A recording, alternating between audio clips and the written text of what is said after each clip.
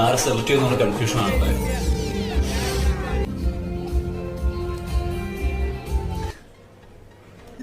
ഒരു മരുന്നിന് പോലും കിട്ടുന്നില്ലല്ലോ ഇവിടെ. എന്തുവാണ് ഇത്?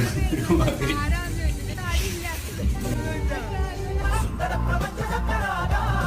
എന്തൊരു അവസ്ഥയാണ് ഗൈസ്. അല്ലെങ്കിൽ മാരേജിന് പോയാൽ നമ്മുടെ അവസ്ഥ ഇതൊക്കെ തന്നെയാണ്. അവിടെ ഒരുപാട് നോക്കും ആരെ സെലക്ട് ചെയ്യുമെന്നുള്ളൊരു കൺഫ്യൂഷൻ ആണ്. പക്ഷേ ഏത് കിട്ടുമെന്ന് ഐഡിയ ഇല്ല. കിട്ടിയാൽ മതിയായിരുന്നു.